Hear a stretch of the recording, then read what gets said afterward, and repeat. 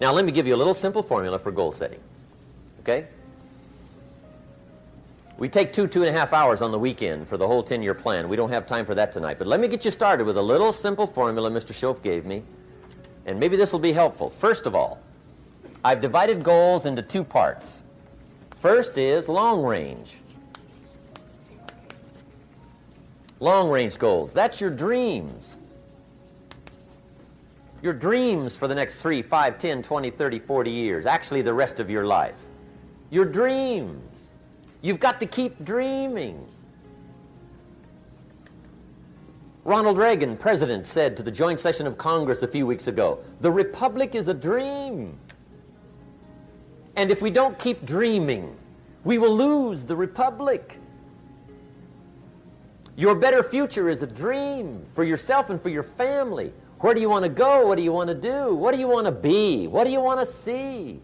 You've got to dream dreams. There's a Bible phrase that says, without dreams and visions, people perish. You've got to have something to go for that inspires the heart and the soul. Dreams. From the children of Sanchez, it says, take the crumbs from starving soldiers, they won't die. Take the bread from hungry children, they won't cry. But without dreams, we all will die. You've got to dream. Don't lose your dreams for yourself, for your future, for your family. The dreams of love and enterprise and travel and doing things, becoming something unique on your journey here. Don't lose your dreams. Do some dreaming. That's long-range goals. You've got to have those. So that's number one. Here's the second part of goals, short range. Short-range goals. That's your goals for tomorrow, this week, this month, this year, the immediate future. We call these confidence builders. Because if you set up something short-range, go for it, get it, latch onto it, work hard, accomplish it. That starts building your strong feelings to go for your dreams. Now, I've divided goals into 3 categories. Here they are. Number 1 is economic. That's your goals for money, income, business, profits, production. Economics. Make sure you've got your economics well planned. Economics plays a major role in everybody's life. Economics is major, which means it ought to be meticulously well planned for tomorrow, this week, this month, this year, long range. What if you asked somebody tomorrow if you could see their meticulously well-planned list of economic goals? What would they probably say? They say, you some kind of a nut? You must be weird. Hey, I found out what success is. Success is doing what the failures won't do. Make sure you've got your economics well planned. It'll put you in the top 5%. One of the key little subjects we talk about on the weekend is the 7 fundamentals for wealth and happiness. And that's one of them, well-planned economics. It's a fundamental if you want to do well. Join the top 5%. Anybody in this room can join the top 5%, if you will. Okay. Now here's the second category of goals, things. Make a list of the things you want. And on my list of things, now I put everything. Little things as well as major things. Doesn't matter how small it is, it goes on my list. I used to just put major things, cars, homes. I don't do that anymore. I now load my list with everything. Everything. And the reason is, part of the fun of having a list is checking it off. That's it. Boy, at the end of the day, if you can go, got it, got it, got it, got it, got it, got it, whatever it is, right? You get into the habit. So load up your list, the things you want. Now, when you check off something major, celebrate. That's an important point to make. Celebrate your achievements. Live it up. Have a party when you reach something you've worked for a while. See, we all grow from 2 experiences. One is called the pain of losing. The other one is called the joy of winning. We need both of them. Amplify them as much as you can, which also means make losing painful. If you set up something, fooled around, didn't get it, put it on yourself. On the other side, if you did get it, congratulate yourself. Self-congratulations is a sign of maturity. Seeking congratulations is a sign of immaturity. But hey, winning and losing, see, that's what it's all about. That's the name of the game. Now, some people lead such mediocre lives, at the end of the day, they don't know whether they're winning or losing.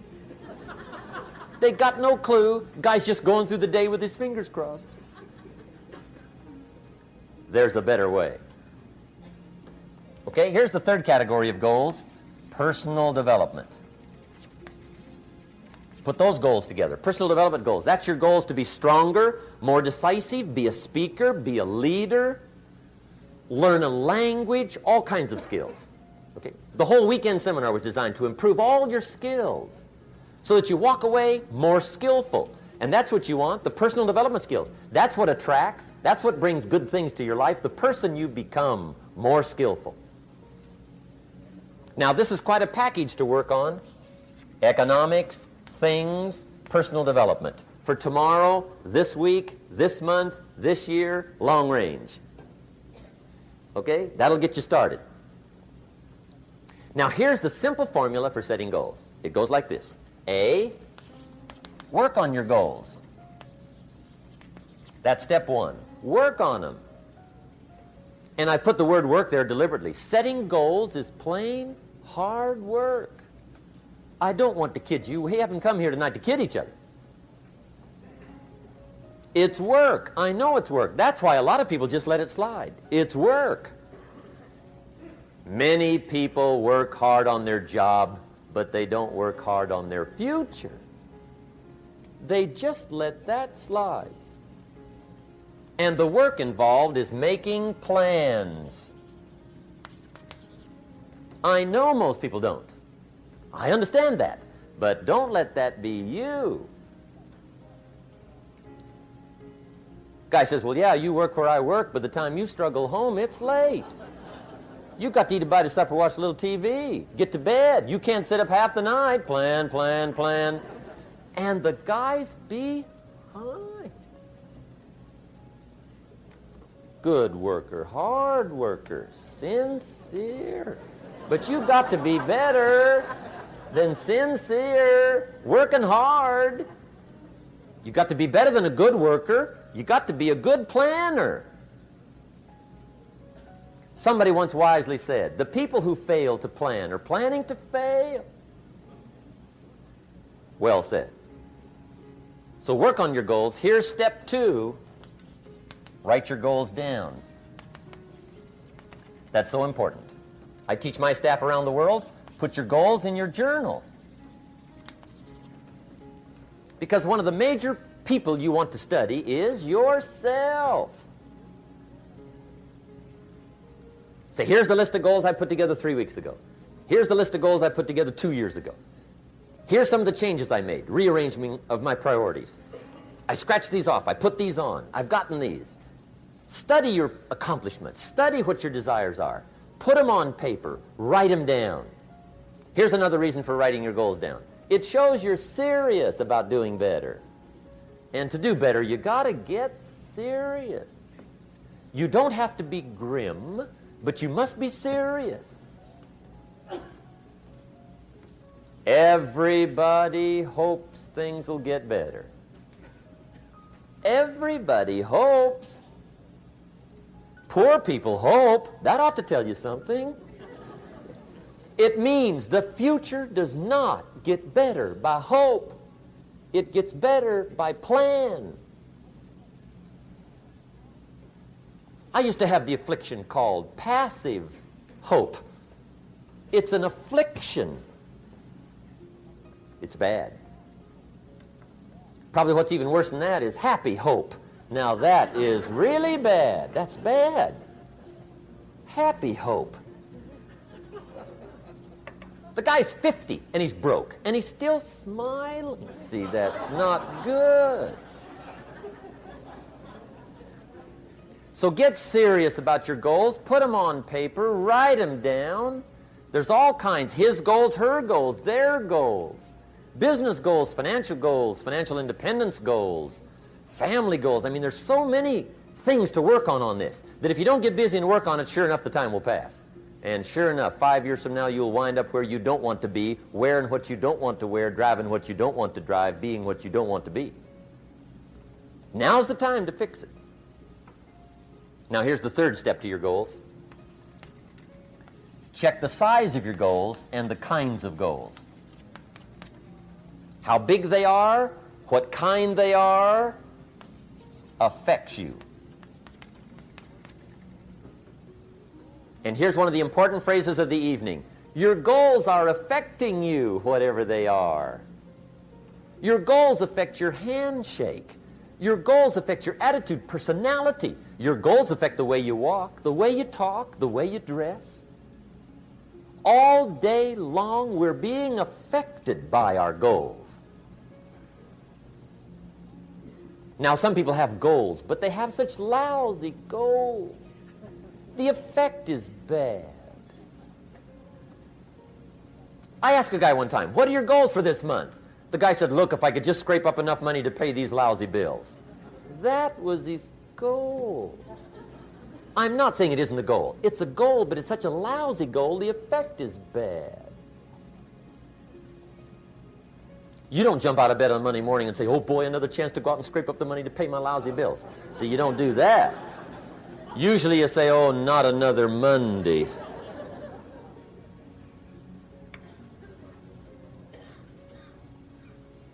And some people have so given up on life, they have joined the thank God it's Friday club. How sad. Surely those are the same people, when life is over for them, will say, thank God it's over.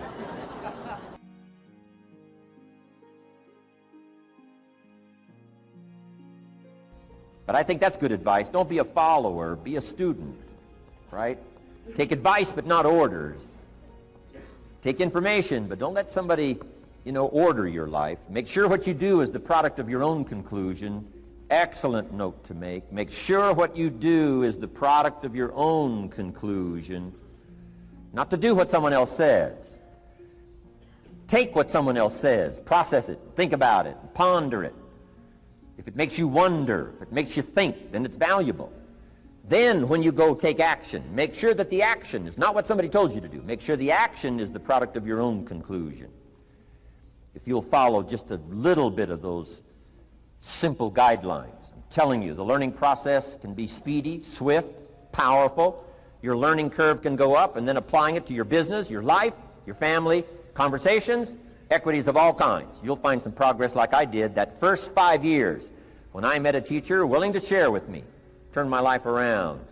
Progress I couldn't believe happened for me. Okay, let's get started. I want to review, I was here last time and we talked about the 5 major pieces to the life puzzle.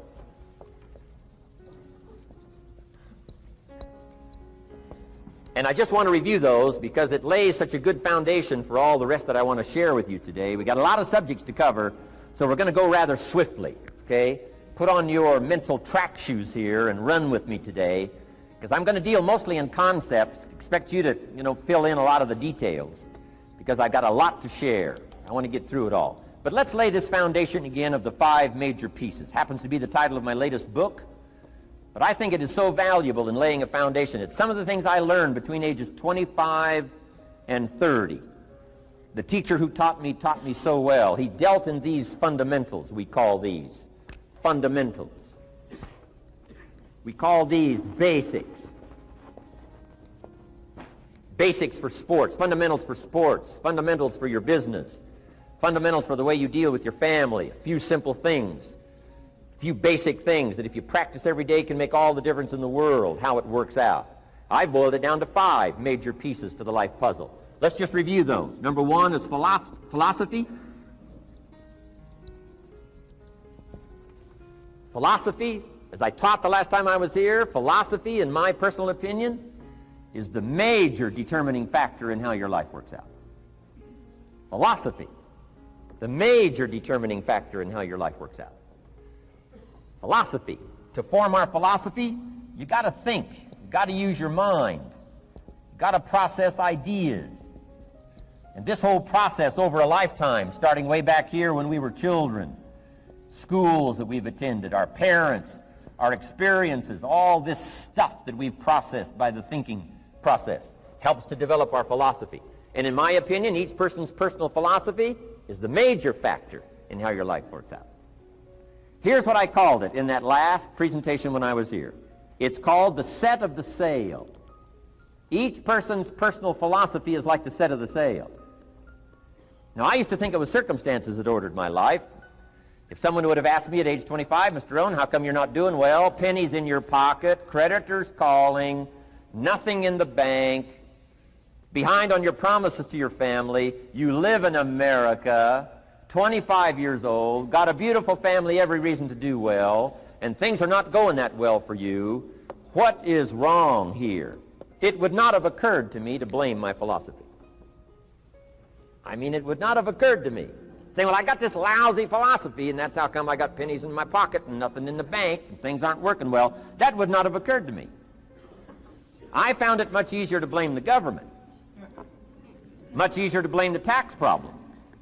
I used to say taxes are too high. Top tax rate when I first started paying taxes, 91%.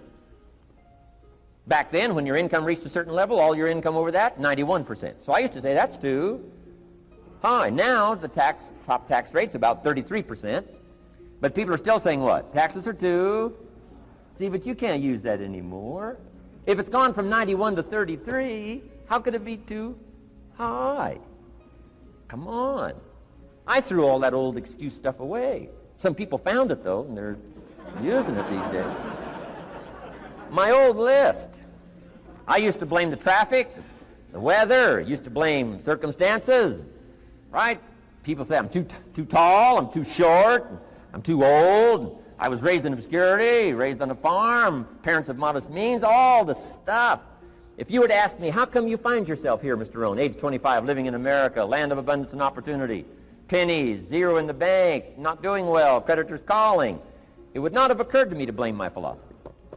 I found it easier to blame the company policy.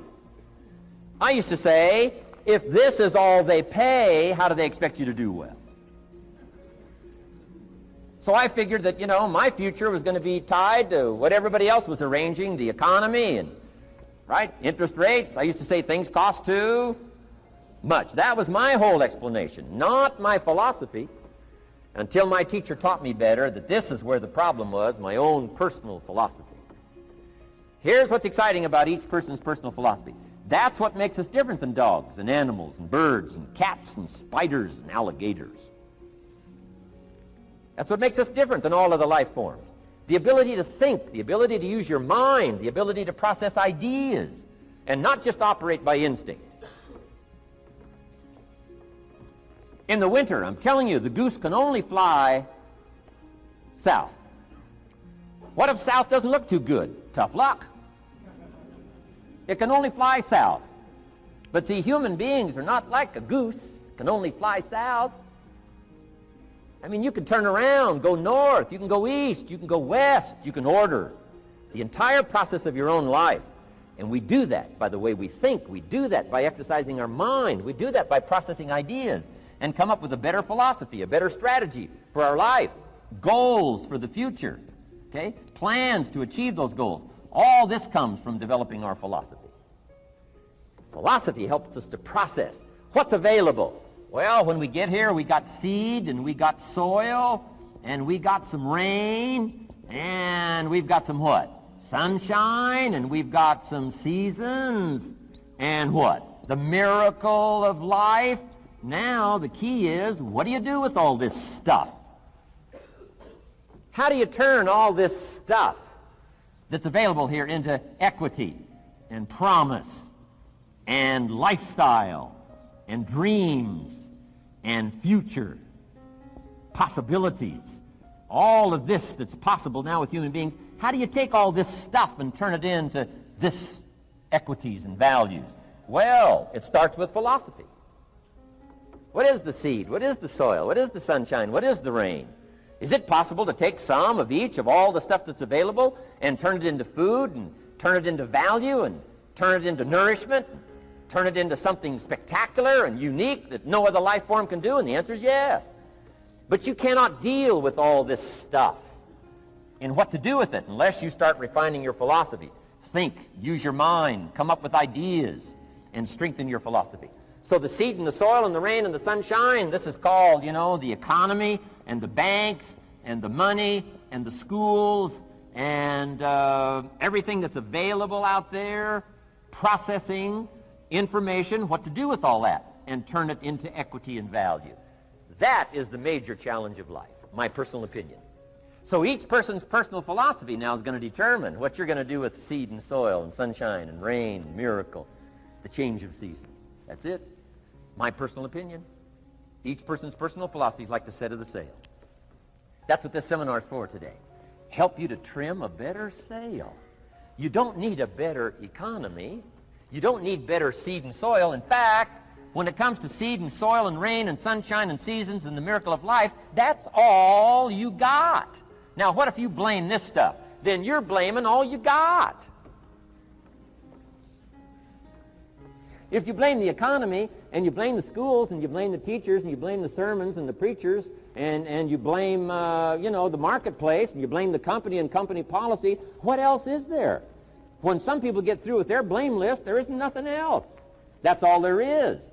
And if you blame the only thing you've got to work with, I'm telling you, it's called mistake colossal in not understanding that that's all you've got to work with. And if this is all you've got to work with, then you don't change the seed, and you don't change the soil, and you don't change the rain, and you don't change the sunshine, you don't change the seasons.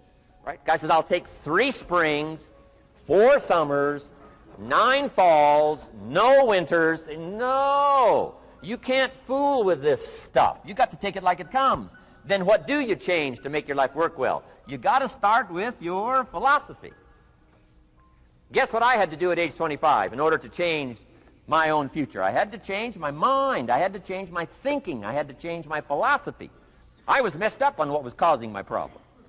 And once I got that straightened out, that all the stuff I blamed, the government and taxes and the marketplace and the economy and things cost too much, negative relatives, cynical neighbors, once I got rid of that and started going for where the real problem was, which was me, I'm telling you, my life exploded into change.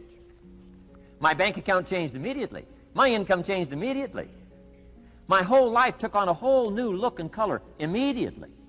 And the early results I got from making these philosophical changes tasted so good, I've never stopped the process from that day until this. And I'm telling you, with a little consideration of the refinement of your sail, by setting a better sail, refining your philosophy, your whole life can start to change from today on. You don't have to wait till tomorrow. You don't have to wait till next month. You don't have to wait till spring. You don't have to wait till 93. You can start this whole process immediately. I recommend it. Now, some people do so little thinking, they don't even have their sail up. I mean, you can imagine where they're going to wind up at the end of this week, at the end of this month, at the end of this year. Now's the chance to change, process all this information. So number 1 is philosophy. Okay. And we dealt with all that, where we get ideas from personal experience, from other people's experiences. I don't want to get into all those details because we covered that the last time I was here. But philosophy, that's number 1, my personal opinion. Each person's personal philosophy. Here's the definition of success and failure. Just make this note. Here's failure. A few errors in judgment, repeated every day. Now, you can automatically assume, Mr. Rohn, I say, I can understand that. A few errors in judgment repeated every day. For 6 years?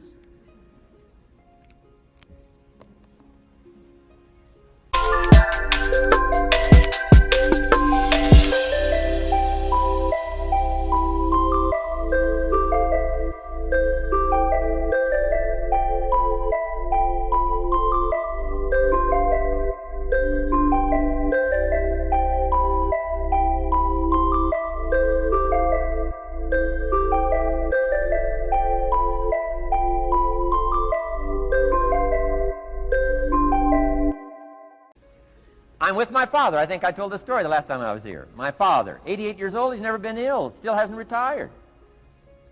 Not long ago, midnight, we're getting ready to go to bed. We've drilled a new well, got some extra water, got some more acres going. He's all excited. At midnight, we're getting ready to go to bed. My father's eating what he calls his midnight snack. A little bite to eat before you go to bed. Don't have to go to bed hungry. And I'm watching him eat this midnight snack. Guess what he had? An apple, a few graham crackers, and a glass of grapefruit juice. I said, no wonder my father's so healthy. My mom taught us all those good health practices. Taught me when I'm growing up, right? I'm an only child. I've never been ill. Passed the big 5-0 some time ago. My 2 daughters, 32, 33, never been ill. My grandkids, never been ill. I'm telling you, the legacy lingers on. As I watched my father have this midnight snack, suddenly it occurred to me. I know that's part of it. An apple, what? A day. That's gotten to Dallas-Fort Worth, right? An apple. An apple a day keeps the doctor away. Good question for this intelligent audience. What if that's true? You say, well, Mr. Rohn, if that's true, that would be easy to do. Then what's the problem? It's easy not to do. It's easy not to adopt it as your own personal philosophy. Or the guy messed up the saying. Guy says a Hershey bar a day. Say, no. No. You've been watching too much television. It is not Hershey bar. You got to be smarter in philosophy than to fall for the Hershey bar a day when it's an apple a day. You've got to be smarter than that. And if you make that kind of an error in judgment every day for 6 years, I'm telling you, it'll accumulate into disaster. Sometimes the first year you say, well, you know, I'm so healthy now, what difference is it going to make? You've got to be smarter than that. Just because disaster doesn't fall on us at the end of the first day doesn't mean disaster isn't coming. You've got to be so smart that you look down the road and say, will the errors in my present judgment of philosophy, what's that going to cost me in 1 year, 6 years, 1 month, 6 months? I'm telling you the money cost and the health cost and the success cost is too gigantic if you'll look down the road a little ways and say, are there errors in my current judgment like an apple versus a Hershey bar? Is that just a good illustration of some of the rest of my errors in judgment? If it is, that's where I found myself at age 25. I started working when I was 19. I met my teacher who helped turn my life around when I was 25. That's 6 years. At the end of the first 6 years of my economic life, I've got pennies in my pocket. I've got nothing in the bank. The creditors are calling saying, hey, you told us the check was in the mail. I'm embarrassed. I'm behind on my promises. I live in America. I'm 25-year-old American male. I got a nice family, every reason to do well. And I'm messed up. Now, what's messed up? I used to think it was the community that was messed up, and the country was messed up, and the government was messed up. If those Democrats ever get in the White House, that'll really mess things up. If the Republicans stay in power, that'll really mess things up. The economy was messed up. Interest rates are messed up. I thought all this stuff was messed up. Then I found out that's not what was messed up. I was criticizing the only thing I had to work with. What was really messed up was my own personal philosophy. My own errors in judgment in my own personal philosophy brought me in 6 years to pennies in my pocket, nothing in the bank, and trying to explain why I wasn't doing well living in America, 25-year-old American male, got a family, every reason to do well. Now, once I understood this, here's the formula for failure: errors in judgment, being lax about developing your own personal philosophy. I'm telling you, it's called accumulated disaster. It doesn't matter whether it's your health or your bank account. Guy's got an empty bank account, probably has high cholesterol. Why? Over the last 6 years, he never paid attention to either one.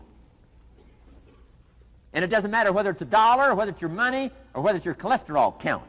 All you got to do is commit the errors, and just because disaster doesn't fall on you at the end of the first day that you don't eat an apple. You say, well, I didn't eat an apple today, and tonight I'm not ill. Well, you got to be brighter than that. Someday you got to leave first grade. The reason we make those first grade desks so small so they won't fit at age 25. I mean, right?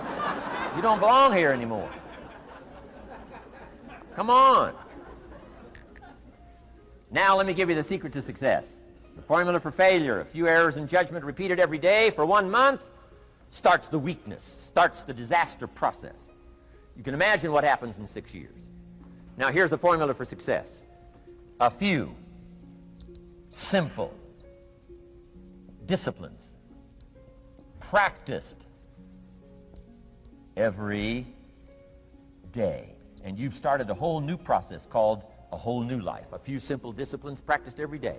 And if you decide today to go for the apple instead of the Hershey bar, I'm telling you, you have begun the process of turning your life around.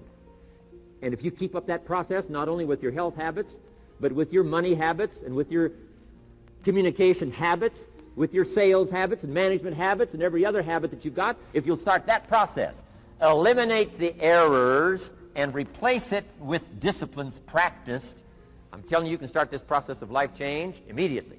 After today, you don't ever have to be the same again. Only by choice. You don't have to walk out of here the same as you walked in today. Only by choice. You can start a whole new process. And you say, well, Mr. Rohn, is it that simple? Yes, it's that simple. Where else would you start but with an apple? You don't have to start with something staggering. What if you should be walking around the block for your good health and you don't? What'll that do in 6 years? I'm telling you, the word is disaster. You could and you should and you don't. Here's an even stronger word. You won't. I mean, don't might mean you're careless. Won't probably means you're stubborn. And either one's called disaster. Could, should, don't. I'm telling you, that's why at the end of 6 years, I found myself with pennies.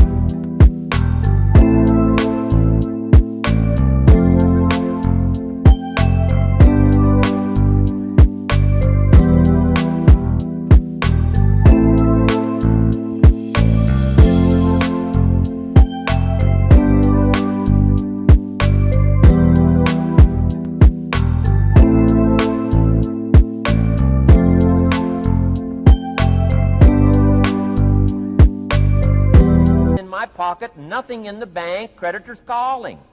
Could, should, won't. Could, should, don't is called disaster. Now, how do you change all that? The next 6 years, I got rich. The next 6 years, I became a millionaire. By the time I'm 31, I'm a millionaire. How about that? You say, well, Mr. Rohn, what happened? Well, strangely enough, during that second 6 years of my economic life, the government was about the same.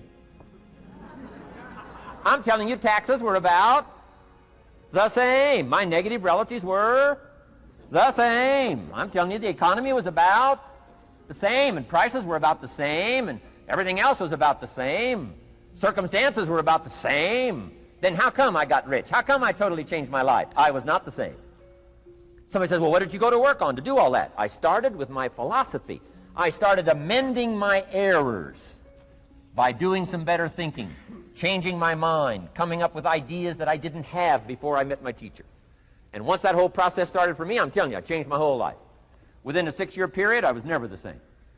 And I've kept up that process all these years. One of the reasons why I'm here is to continue my craft. I don't want the day to come someday somebody says, you should have heard Jim Rohn 10 years ago when he was really terrific. Guess what I want people to say? I heard him 10 years ago, but you should hear him now. I'm telling you, the man works on his craft. I'm telling you, the man's done some extra reading. I'm telling you, the man doesn't miss a trick. I'm telling you, he's worked hard on himself. That's why he's able to deliver like he does. The same thing can happen for you as a teenager. It can happen to you as a mother, as a father, as a business person, as a salesperson, running a business. Doesn't matter. Management, wherever you find yourself. This is the process called personal change. And what I say to start with is start with your own philosophy. Your philosophy is going to determine whether or not you go for the disciplines or continue the errors that's called potential disaster. And everybody has it within their power. Well, it was so happy for me to find out at age 25, Mr. Shove said, Mr. Rohn, you don't have to change countries. But you do have to change philosophy. And if you'll change philosophy, not country, you can turn around your income, you can turn around your bank account, you can turn around your skills, you can become capable, powerful, sophisticated, healthy, influential, all the other equities that you could possibly want out of your life, using the only stuff there is and not trying to change any of this stuff. Appreciate all of this stuff with all of its ups and downs, with all of its mystery of why it works and sometimes it doesn't work. Don't challenge this. You don't have to ask for another planet. You don't have to ask for another country. Just ask for another book. Ask for another seminar. Ask for another idea. And you can start this whole process of personal life change. Now, I could spend the whole day on philosophy, because that's where it is. If I could get you intrigued with that enough to study it, enough to ponder it, to where you would pick up the commitment like I did and say, hey, as simple as an apple a day, as simple as a walk around the block, why not start right there? If you don't start there, where else are you going to start? Might as well start where it's easy, and then go to the more complicated disciplines. Because if you can't handle the simple disciplines, how can you handle the complicated ones?